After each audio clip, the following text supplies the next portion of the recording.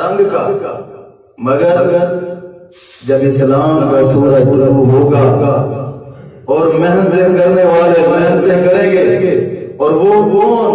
آگے سے آپ فرماتے ہیں کیسے؟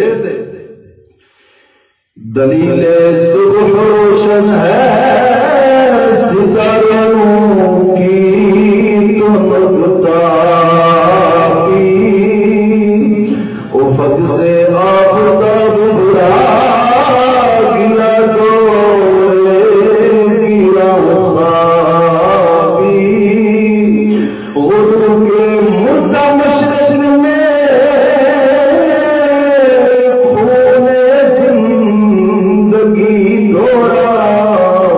سمجھ سکتے نہیں اس راز کو سینہ فراغی۔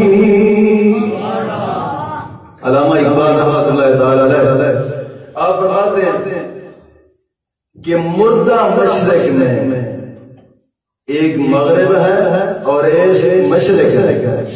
مسلمان مشرق میں رہتے ہیں اور کفر مغرب میں رہتا ہے۔ کہتا ہے ٹھیک ہے ابھی ان کا دل تھوڑا سا مردہ ہو چکا ہے، اور وہ مردہ ایسا نہیں ہوا ہے، تو زندہ چلتا پھرتا تو ہے، مگر ہے مردہ۔ کیا مطلب یہ کہ زندہ دل وہ ہوتا ہے جس میں عشق نبی پیدا ہوتا ہے۔ زندہ دل وہ ہوتا ہے کہ جس میں دین مصطفیٰ ہو، وہ زندہ دل ہوتا ہے۔ آپ فرماتے ہیں غروب کے مردہ مشرق میں خون زندگی دوڑا۔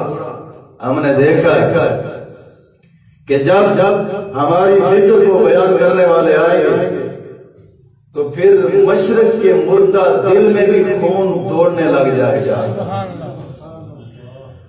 اور یہ اور بات ہے کہ سمجھ سکتے نہیں اس راز کو سینہ فارا بھی۔ کچھ ہے ایسے کہ جو اس راز کو سمجھ نہیں سکتے، ابھی سمجھ ان کو نہیں آئی، مگر پھر کیا ہوا؟ غروب کے مردہ مشرق میں زندگی دوڑا،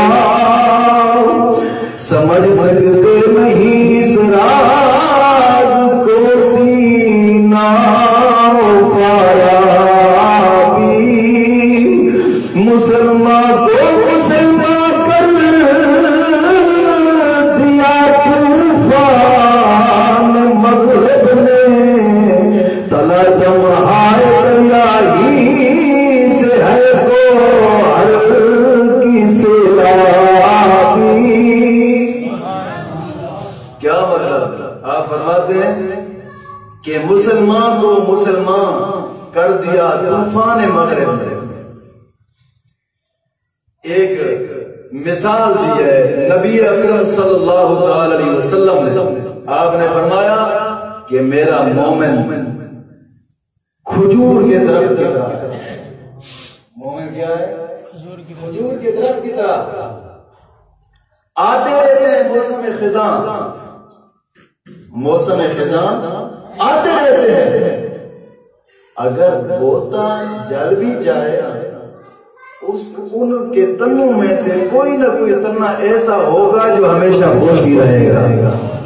اور مومن جہاں رہتے ہیں، مومن جہاں رہتے ہیں تو یہ اگر اور خشک موسم خزاں فرنگ کے آنے سے، تعلیم فرنگ کے آنے سے اگر کچھ سو بھی جائے، موسم خزاں ان کے اوپر آ بھی جائے، تو ان میں سے جو ایک تنا ہوگا وہ سب کو جگا ہو جائے گا، وہ سب کو جگا لے گا۔ آگے والے شہر میں آپ نے کیا مثال دی؟ ایک اور مثال کے ساتھ سمجھا دیا۔ آپ نے فرمایا کہ ایک کیڑا ہوتا ہے، کیڑا، توجہ میری طرف، میں کلندر کا کلام ہی پڑھ رہا تھا لیکن جاگتے دل سے ہی اس کو سماعت کرنا ہے۔ ایک کیڑا ہوتا ہے، جب بارش کا سماں ہوتا ہے تو وہ کیڑا منہ کھول کر اوپر کو دیکھتا ہے، تو بارش کا تنکا اس کیڑے کے منہ میں آتا ہے، ایک دن کا آ جائے یا زیادہ آ جائے تو وہ کیڑا چل پڑتا ہے سمندروں کی طرف، دریاؤں کی طرف چلا جاتا ہے، دریا کے اندر، سمندر کے اندر، پھر وہ سمندر کی موجیں، دریا کی موجیں اس کیڑے کو تھپتی رہتی ہیں، تھپتی رہتی ہے، تھپتے تھپتے تھپتے ایک وقت ایسا آتا ہے کہ جتنی اس نے قطرے پانی کے، بارش کے قطرے جتنے اس کے منہ میں گئے تھے، پھر اتنے ہی اسی کیڑے سے موتی پیدا ہو جاتے ہیں۔ اس موتی کا نام آیا موتی یکتا، جو وہ کیڑا پیدا کرتا ہے، سمندر کی موجیں اس کو تھپتی ہیں، اور بالکل جب تیاری کو آتا ہے تو جتنے قطرے اس نے پی لیے ہوتے ہیں بارش کی قطرے، اتنے ہی وہ موتی اس سمندر میں چھوڑ کر پھر خوشی کی طرف آ جاتا ہے۔ آپ نے ایک مثال دی مسلمان کی ایسے، مسلمان کو مسلمان کر دیا طوفان مغرب نے، تلا تمہارے دریا ہی سے ہے تو ہر کی سیرابی، اداموں میں کو پھر دریا حد سے ہونے والا ہے، شکر ہے ترکمانی زین ہندی نطق عرابی۔ آپ نے فرمایا کہ ہم نے دیکھا ہے مسلمان کو اللہ رب العزت نے عطا فرمایا ہے، کیا عطا فرمایا ترک والی حکومت۔ کون سی؟ کیوں کہ ترک میں حکومت اسلامیہ، اسلام کا قانون نافذ تھا اور اسلام کی حکومت، اور وہ بھی یہاں سے حکومت ہے برا کہ جو ترک والوں نے سعودیہ میں چلائی، وہی حکومت اسلامیہ۔ آپ فرماتے ہیں کہ اللہ رب العزت نے بارگاہ خداوندی سے مسلمان کو کیا ملا؟ ایک وہ حکومت ملی، حکومت اسلام، اور دوسری ذہن ہندی، ایسا ذہن ملا جیسا ذہن امام احمد رضا کا تھا، یا تاجدار دولہ کا تھا، یا مفکر اقبال کا تھا۔ وہ ذہن جو مفکر اسلام، مفکر اقبال، کلندر لاہوری، اور ایسا ذہن اللہ رب العزت نے مسلمانوں کو عطا فرمایا ہے۔ وہ ذہن اور نطق عرابی اللہ رب العزت نے مومن کو ایسی زبان عطا فرمائی جس کو وہ خود پسند کرتا ہے۔ اس نطق عرابی کیا مطلب؟ عرب والی زبان عطا یہ ہے۔ اور پھر آپ نے فرمایا کہ جب اتنا کچھ ہے مسلمان کو اللہ رب العزت نے عطا فرمایا ہے، مومن کو، تو یہ مومن کے درمیان میں اور مومن میں مومن، یا ایسا کہہ لیں معاشرے میں مومن، جب کچھ سوتے ہیں تو پھر کیا ہوتا ہے؟ آپ فرماتے ہیں اثر کچھ خواب گنجوں میں باقی ہے،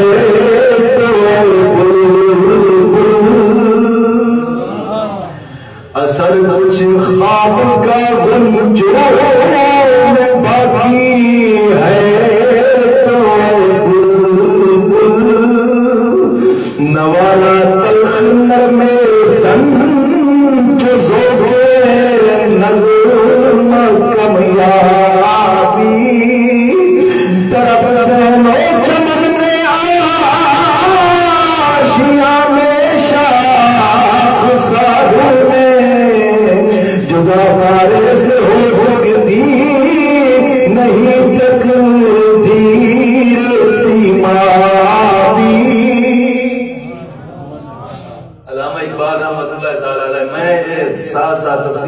لیے کر رہا ہوں کیونکہ پہلی مرتبہ یہاں پہ قول علامہ بیان کر رہا ہوں تاکہ سمجھاتا بھی چلوں.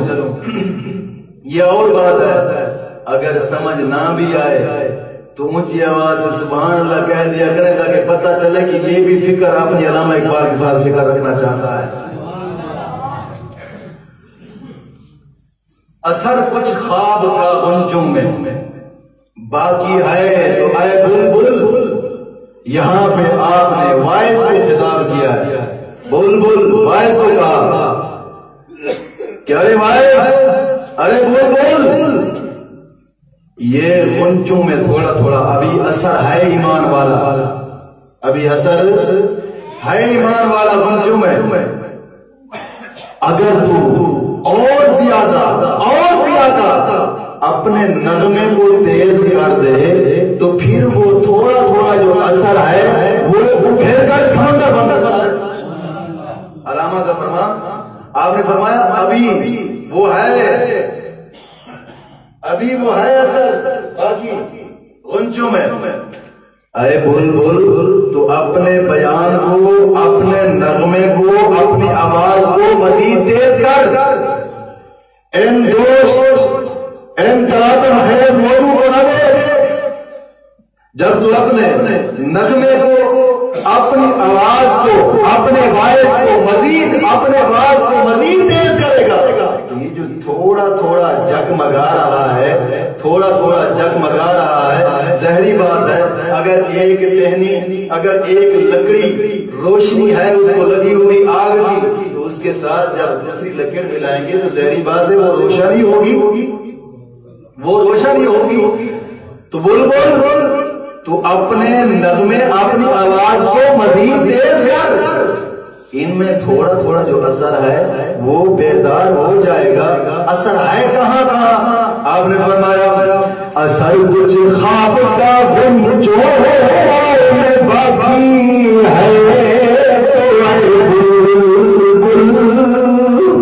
نوالا تلخ نرمے زن جو زوبے نغمہ کمیابی طرف سہرے چمن میں ہے آشیانے شاخ ساروں میں جدا پارے سے ہو سکتی نہیں تقدیر سیما بھی. آپ فرماتے ہیں اثر ہے, چمن کے صحن میں بھی اثر ہے, چمن کے صحن میں بھی اثر باقی ہے, اور آشیانوں میں بھی اثر ہے باقی. شاخ ساروں یہ جو تنا ہے کیا مطلب؟ آپ نے اس درخت کو نبی اکرم صلی اللہ علیہ وسلم آپ کی امت ایک درخت کی مانند جس کی ابتدا مدینے کے تاجدار ہے, مومن کی ابتدا مدینے کے تاجدار ہے. آپ فرماتے ہیں کہ یہ جو صحن اس چمن کا صحن نظر آتا ہے وہ اس درخت کا صحن ہے, اور درخت کا چمن, اس کے نیچے صحن ہے. اس شاخہ آشیا میں ان سب میں اثر رسول اللہ مجھے نظر آتا ہے. میں دیکھ رہا ہوں, مفکر اسلام علامہ اقبال فرماتے ہیں میں دیکھ رہا ہوں اگرچہ مومن فرق کے سلانے سے سو گیا ہے مگر اس میں تھوڑا سا اثر باقی ہے. اسی کو کہتے ہیں ادھوری نیند سونے والا, جہاں سے تھوڑا سا قطرہ بھی ڈگمگائے تب بھی اسے جاگ آ جاتی ہے. آپ فرماتے ہیں مومن ابھی تک وہ نیند نہیں سویا کہ جاگ نہ سکے. اے بلبل تو اپنے نغمے کو مزید تیز کر, یہ بلبل جاگ پڑیں گے, یہ مومن جاگ پڑیں گے, اپنے نغمے کو تیز کر مومن جاگ پڑیں گے. اس واسطے آپ نے فرمایا تڑپ سے چمن میں آشیا میں شاخ ساروں میں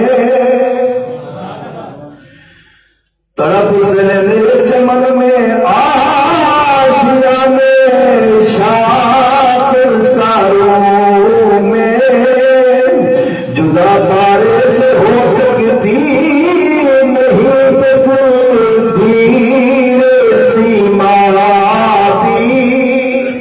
کیا مطلب؟ ایک پارا ہوتا ہے، پارا کہتے ہیں ٹکڑے کو. پارا کسے کہتے ہیں؟ بولتا نہیں. کیسے کہتے ہیں؟ ٹکڑے کو. مفکر اسلام کا کلام سمجھا رہا. ذرا توجہ سے بول سبحان اللہ. یہ خود جاگتا انسان تھا، اس کو سمجھنے والا بھی جاگنے والا بن جاتا ہے. اللہ رب العزت سے دعا ہے کہ ہم سب کو اللہ رب العزت جاگ عطا فرمائے. یہ جاگ آنکھوں والی نا، دل کی جاگ عطا فرمائے. کیوں کہ دوست اللہ رب العزت نے یہ آنکھیں جو دی ہے یہ کس لیے دی ہے؟ اور اسی کے مقابل میں انگریز نے ایک گاڑی بنائی اور گاڑی کے آگے اس نے 2 لائٹیں لگا دی ہیں. وہ لائٹیں کس لیے؟ تاکہ کوئی ٹبے ٹوئے اس کو نظر آتے رہے، اندھیرے میں ایکسیڈنٹ نہ ہو جائے. اور اللہ رب العزت نے مومن کو 2 ایسی لائٹیں عطا فرمائی ہیں. اور یہ یاد رکھیے گا، اور یہ جو لائٹیں ہیں یہ مشترک ہیں. اللہ رب العزت نے کافر کو بھی دی، مومن کو بھی دی، منافق کو بھی دی، مگر 2 آنکھیں، 2 لائٹیں، 2 آنکھیں ایسی ہیں کہ جو اللہ رب العزت نے صرف مومن کو ہی عطا فرمائی ہے. کون سی؟ اللہ کا قرآن فرماتا ہے لا تعمل ابصار ولکن تعمل قلوب التي في الصدور.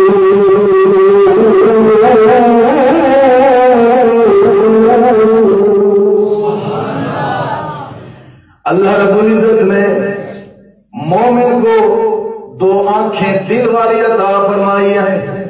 جب تک یہ دل کی آنکھوں سے دیکھتا ہے، جب دل کی آنکھوں سے دیکھتا ہے اللہ رب العزت اس کو وہ نور عطا فرماتا ہے. بیٹھا زمین پہ ہوتا ہے، نظارہ رب کے عرش پر کر رہا. وہ آنکھیں رب نے مومن کو یہ عطا فرمائی تھی. اور یہی علامہ اقبال بھی ان آنکھوں کے جاگنے کی بات کر رہے ہیں. توجہ ہے. اور انہی آنکھوں کے جاگنے کی بات سلطان بہو نے بھی کی ہے. توجہ ہے، سنا توجہ نال بول سبحان اللہ. سلطان بہو فرماندے نے ایک جاگن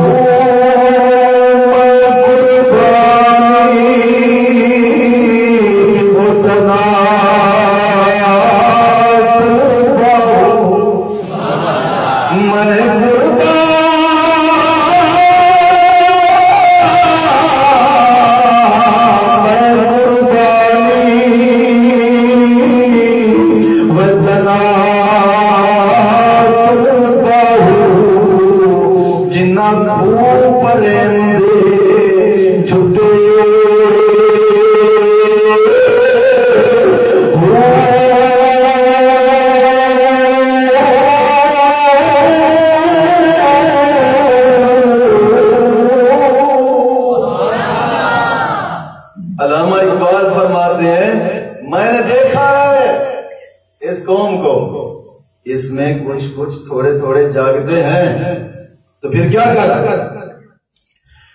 اثر کچھ خواب کا غنچوں میں باقی ہے تو اے بلبل نوارا تلخ میں زنگ جو زوبے نغمہ کمیابی طرف سے نو چمن میں آشیاں میں شاپ ساروں میں جدا پارے سے ہو سکتی نہیں تکتی ایسی ماں بھی وہ جشن پاک بھی کیسی پر کو دیکھے نظر آتی ہے جس کی مرد غازی کی جگر تابی محترم علامہ اقبال فرماتے ہیں کہ وہ چشم پاک بین، وہ چشم پاک بین آپ نے اس کلام میں کافی فارسی آپ نے اس میں لکھی شامل کی ہے. آپ فرماتے ہیں وہ پاک بین، وہ پاک نظر جب دیکھتی ہے بر گستواں بر گستواں بر گستواں، تین لفظ بولے جاتے ہیں اور تینوں عربی کے ہی اعراب آتے ہیں. بر گستواں بر گستواں بر گستواں کیا مطلب کہ وہ کپڑا وہ جو گھوڑے کی پشت کے اوپر رکھتے ہیں بڑا باریک سا ہوتا ہے جس کے ساتھ زین سجائی جاتی ہے. آپ فرماتے ہیں وہ ایسی باریک اور ایسی باریکی کو وہ دیکھتا ہے اپنی نظر سے پاک بینی سے کہ جس کی آنکھ ایسی تیز اور ایسی پاک ہو وہ مرد غازی ہوتا ہے. آپ فرماتے ہیں اسی نظر سے میں بھی مومن کو دیکھ رہا ہوں، میں بھی مومن کو دیکھ رہا ہوں. کیا ہے مومن؟ کیا ہے؟ آگے فرماتے ہیں سبیل اللہ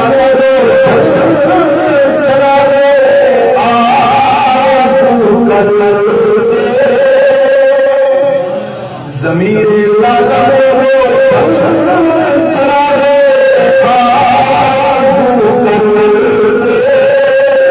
چمن کے کیا مطلب؟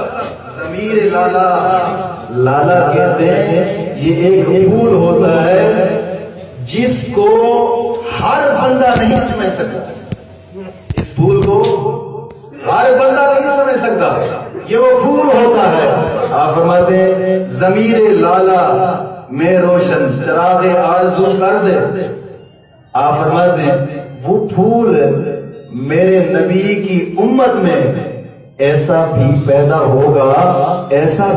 ہوگا جو اس پاک بینی نظر سے جب دیکھے گا اس معاملات کو دنیا کو جب دیکھے گا تو پھر کیا؟ آپ فرماتے ہیں پھر وہی پھول چمن کے ذرہ میں یعنی مسلمانوں کے بچے کے دل میں دین مصطفیٰ پیدا فرما دے گا. وہ ایسا پھول جب نکلے گا اور وہ پھول ہم نے اپنی آنکھوں سے دیکھا ہے جس کا اسم گرامی خواجہ خواجگان خواجہ محمد شفیع چشتی رحمۃ اللہ تعالی دونوں میں بولا جاتا ہے. اور جو دنیا سے پردہ پرواز ہے یاد رکھتا ہے مطلب کیا ہوتا ہے کہ اللہ رب العزت کی ان کے اوپر رحمت ہو، ان کے اوپر رحمت ہو. وہ پھول دیکھا ہے اس دور میں جو ہر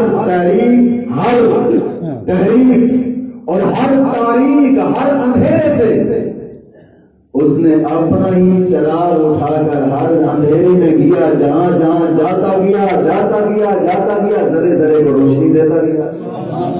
وہ چمن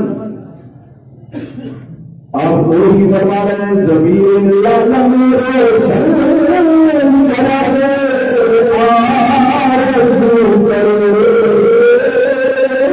چمن کو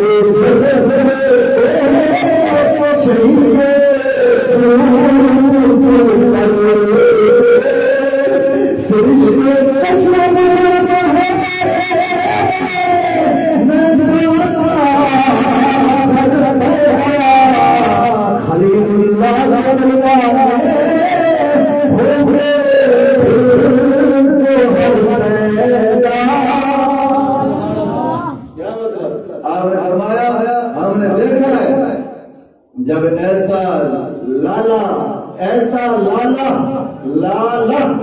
مطلب ہوتا ہے پھول، وہ پھول کہ جسے ہر کوئی نہیں دیکھ سکتا، جب وہ پھول چمکتا ہے اپنی روشنی ذرے ذرے کو دیکھتا ہے، ذرے ذرے کو دیکھتا ہے، اور پھر کیا ہوتا ہے؟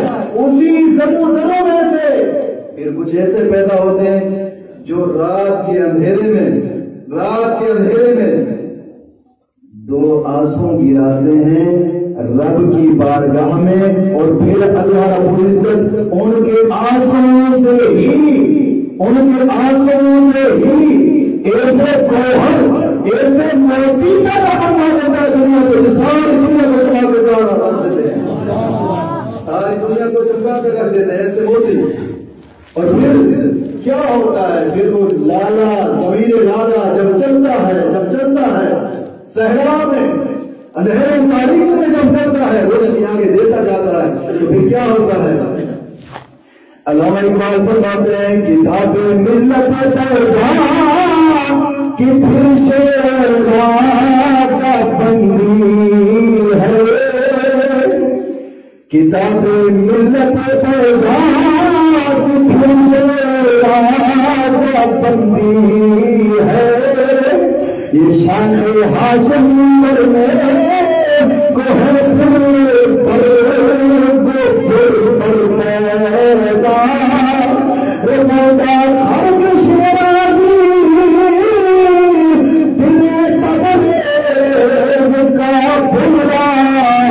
سبا کرتی ہے سے اپنا ہم سفر کیا مطلب؟ آپ فرماتے ہیں یہ شان ہے ہاشمی، یہ جو مسلمان جب چلتے آ رہے ہیں، یہ مسلمانوں کی شان، یہ عام شان نہیں ہے، یہ شان ہاشمی ہے، ایس شان کو جس نے پانی دیا ہے وہ سلطان الانبیاء ہے، انبیاؤں کا سردار، نبیوں کا سردار، اس نے ہی اس مسلمانوں کی شاخ کو پانی دیا ہے۔ اور پھر کیا؟ جب یہ آپ نے آگے مثال دی ہے، آپ نے فرمایا آپ نے دیکھا نہیں ہے، سننے والے مخاطب، آپ نے دیکھا نہیں کہ جب ہوا چلتی ہے اور ہوا وہ جب پھولوں کے باغیچوں سے گزرتی ہے تو وہ پھولوں کی خوشبو کو بھی ساتھ لے جاتی ہے، وہ پھولوں کی خوشبو کو بھی ساتھ لے جاتی ہے۔ اور ہاشمی، یہ شاخ ہاشمی میں سے جب ایک چلتا ہے تو پھر جب وہ چلتا ہے صحراؤں میں جائے، میدانوں میں جائے، جنگلوں سے گزرے، باغوں کے باغیچوں سے گزرے، پھر ظاہری بات ہے ان کی خوشبو کو بھی ساتھ لے کر چلتا ہے، چلتا ایک ہے مگر جب انتہا ہوتی ہے پورا قافلہ بن جاتا ہے، جب انتہا ہوتی ہے تو پورا قافلہ بن جاتا ہے۔ پھر کیا ہوتا ہے؟ اگر اس معنی پر غم ہے،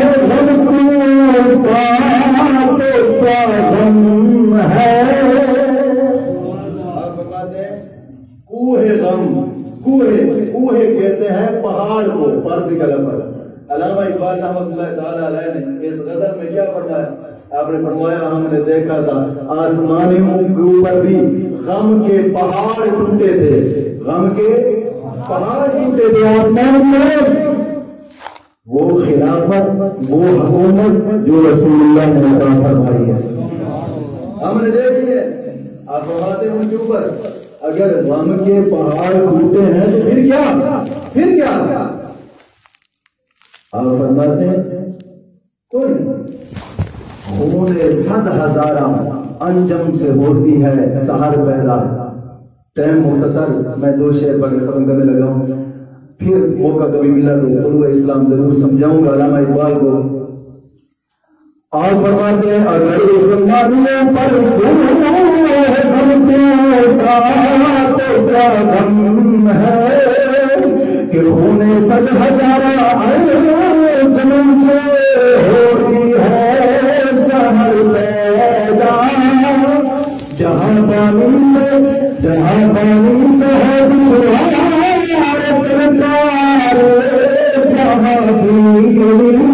جگر چشمے میں ہوتی ہے نظر پیدا ہزاروں سال پر